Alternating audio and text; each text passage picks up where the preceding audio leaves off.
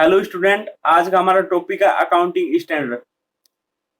हिंदी में बोलते हैं लेखा मानक।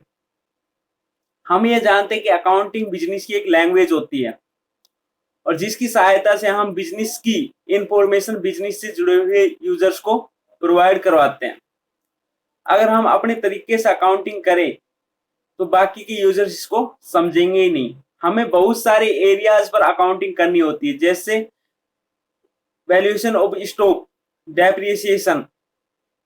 अगर इन पर हम अपने तरीके से अकाउंटिंग करें तो और यूजर्स इसको समझेंगे नहीं। इस प्रॉब्लम को सोल्व करने के लिए अकाउंटिंग स्टैंडर्ड बनाए गए ताकि जो हमारे फाइनेंशियल स्टेटमेंट बनाए जाए उनमें यूनिफॉर्मिटी आ सके, यानी एक जैसे फाइनेंशियल स्टेटमेंट बनाए जा सके ताकि सभी यूजर्स इसको समझ सकें। अकाउंटिंग स्टैंडर्ड क्या काम करते हैं पढ़ते हैं। Accounting standard are used to determine rational structure framework so that reliable and high level financial statement can be prepared. यानी अकाउंटिंग स्टैंडर्ड एक रेशनल स्ट्रक्चर फ्रेमवर्क हमें देते हैं हाई लेवल के फाइनेंशियल स्टेटमेंट प्रिपेयर करने के लिए। The primary motive for issue of accounting standard, accounting standard का प्राइमरी मोटिव ही यही होता है क्या, bring uniformity and standardisation of accounting policy and procedures. ये अकाउंटिंग पॉलिसी और प्रोसीजर्स में क्या किया जा सके, एक यूनिफॉर्मिटी यानी एक जैसा बनाया जा सके और एक अलग ही स्टैंडर्ड दिया जा सके। अब हम बात करते हैं अकाउंटिंग स्टैंडर्ड बनाता कौन है या किसके द्वारा जारी किए जाता है अकाउंटिंग स्टैंडर्ड। हम इंटरनेशनल लेवल की बात करें तो इंटरनेशनल लेवल पर अकाउंटिंग स्टैंडर्ड इश्यू करने का काम करती थी आईएएससी, इंटरनेशनल अकाउंटिंग स्टैंडर्ड कमेटी, जो इस्टेब्लिश हुई थी 29 जून 1973। इसके द्वारा जो अकाउंटिंग स्टैंडर्ड इश्यू किए जाते थे उसको बोलते थे इंटरनेशनल अकाउंटिंग स्टैंडर्ड आईएएस। आईएएससी ने 41 आईएएस इश्यू किए। बाद में आईएएससी का नाम बदल के यानी रीऑर्गेनाइजेशन करके इसको क्या क्या बना दिया गया, इंटरनेशनल अकाउंटिंग स्टैंडर्ड बोर्ड आईएएसबी। ये किया गया था 1 अप्रैल 2001 को। यानी accounting international accounting standard board, इसका बढ़ने का काम, रीऑर्गेनाइजेशन होने का काम 1997 से शुरू हो गया था, 1990 तक चला। बट इन्होंने काम करना कब से शुरू किया, आईएएसबी ने 1 अप्रैल 2001 से। इन्होंने जो अकाउंटिंग स्टैंडर्ड इश्यू किए उसको बोलते हैं IFRS, international financial reporting standard. और आईएएसबी ने इन आईएएस को भी एप्लीकेबल रखा, यानी इनको भी अभी तक बनाए रखा। आईएएसबी ने अब तक 17 आईएफआरएस इश्यू किए जा चुके हैं।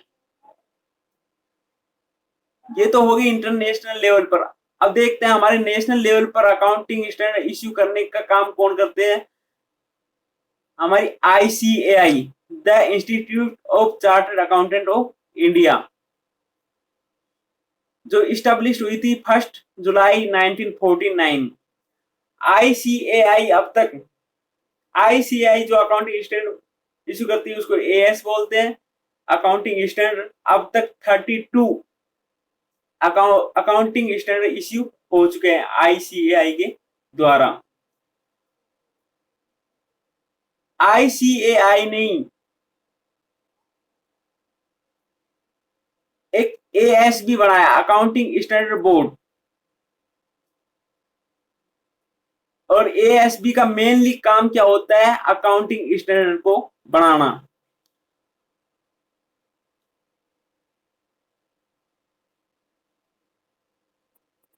आईसीआई ने इसमें एएसबी में जो ये इंस्टीट्यूट होता है इसके मेंबर्स होते हैं, और बैंक, सीबीडीटी, आईसीएसआई इसके मेंबर्स, ये बहुत सारे और इंस्टीट्यूशन के मेंबर होते हैं एएसबी में।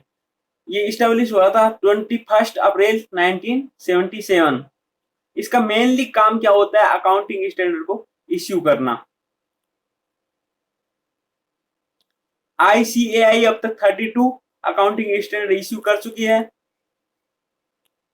आगे बात करते हैं process of issuance of accounting standard, यानी प्रोसेस क्या है इश्यू करने की, अकाउंटिंग स्टैंडर्ड इश्यू करने की प्रोसेस क्या है। इसको हम 5 स्टेप में पढ़ते हैं। फर्स्ट स्टेप होती है determine the area and subject. भाई किस सब्जेक्ट पर अकाउंटिंग स्टैंडर्ड बनाना है, इसका पहले डिटरमाइन किया जाता है। देखा जाता है हमें किस सब्जेक्ट पर अकाउंटिंग स्टैंडर्ड की आवश्यकता है, रिक्वायरमेंट है। सेकंड स्टेप, हम ASB के द्वारा सेकंड काम क्या किया जाता है, एक प्राइमरी ड्राफ्ट बनाया जाता है। जिस सब्जेक्ट पर अकाउंटिंग स्टैंडर्ड बनाना होता है उस पर एक प्राइमरी ड्राफ्ट बनाया जाता है। फिर इस ड्राफ्ट को सेंड किया जाता है कंट्रोलर एंड ऑडिटर जनरल के पास, CLB के पास, ICAI के पास, ICSI के पास, CBDT के पास, कि उनका विचार जानने के लिए, उनका कंसिडर जानने के लिए। थर्ड स्टेप, जब इनके कंसिडर्स आ जाते हैं, इनके विचार आ जाते हैं, तो एक एक्सपोजर ड्राफ्ट बनाया जाता है। जो भी अकाउंटिंग स्टैंडर्ड बनाना होता है उस पर एक एक्सपोजर ड्राफ्ट बनाया जाता है और ये इश्यू किया जाता है इंस्टीट्यूट के मेंबर्स को और पब्लिक में, और पब्लिश किया जाता है इंस्टीट्यूशन की जर्नल में, ICAI की जर्नल में पब्लिक किया जाता है। फोर्थ स्टेप, अगर पब्लिक के विचार आ जाते हैं, अगर किसी को कोई प्रॉब्लम नहीं होती है, तो फाइनल ड्राफ्ट बना देते हैं ASB और फाइनल ड्राफ्ट सेंड कर देती है काउंसिल ऑफ इंस्टीट्यूट को।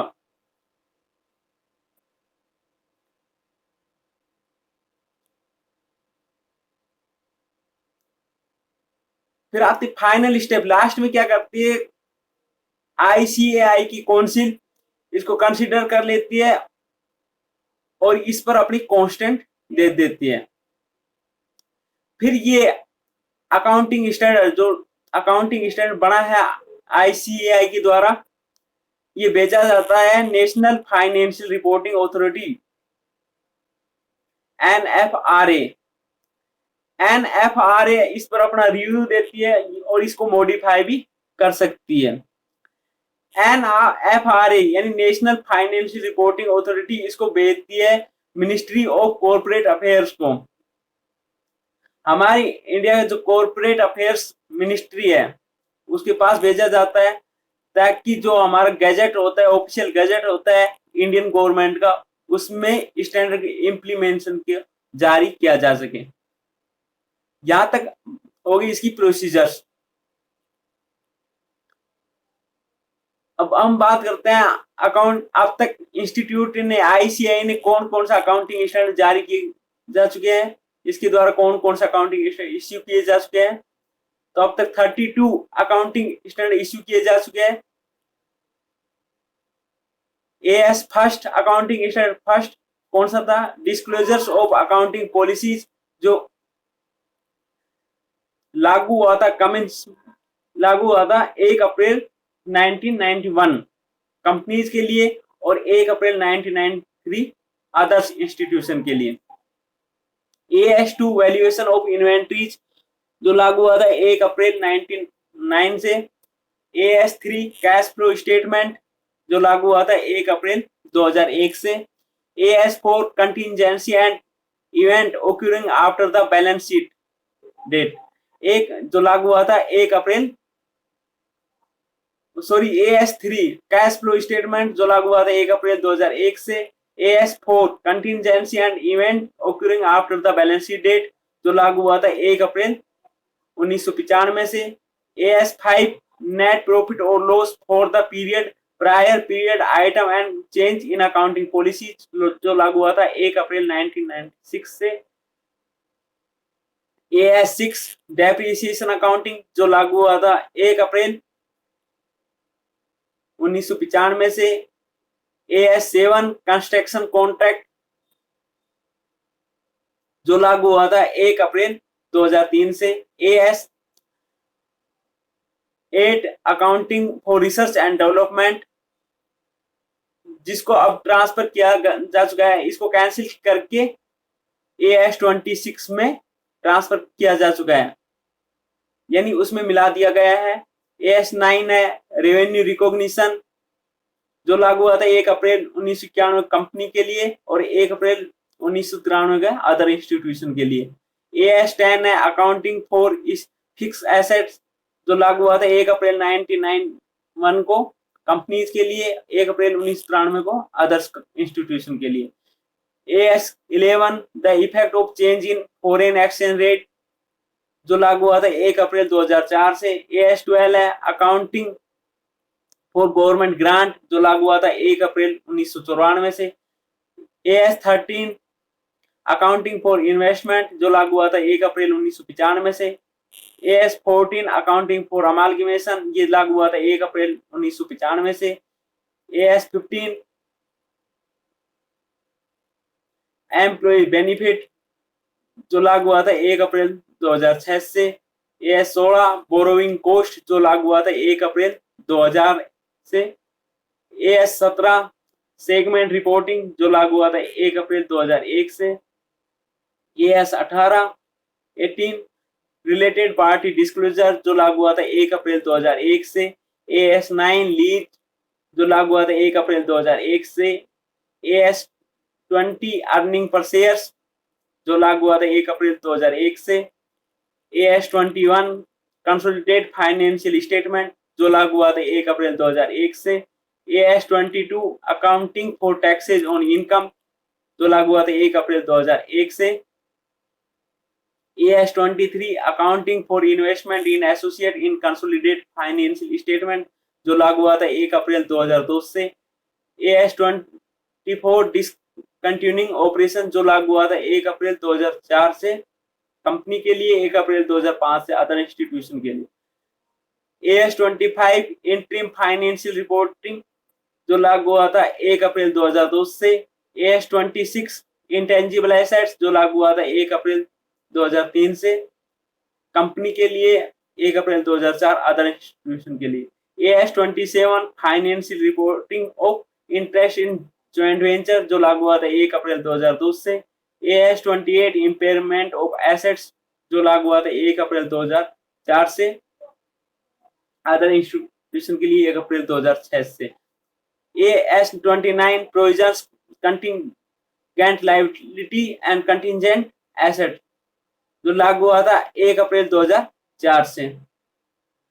AS13 financial instrument recognition and measurement, जो लागू हुआ था 1 अप्रैल 2012 से। AS31 फाइनेंशियल इंस्ट्रूमेंट प्रेजेंटेशन, जो लागू हुआ था 1 अप्रैल 2012 से। AS32 फाइनेंशियल इंस्ट्रूमेंट डिस्क्लोजर, जो लागू हुआ था 1 अप्रैल 2012 से।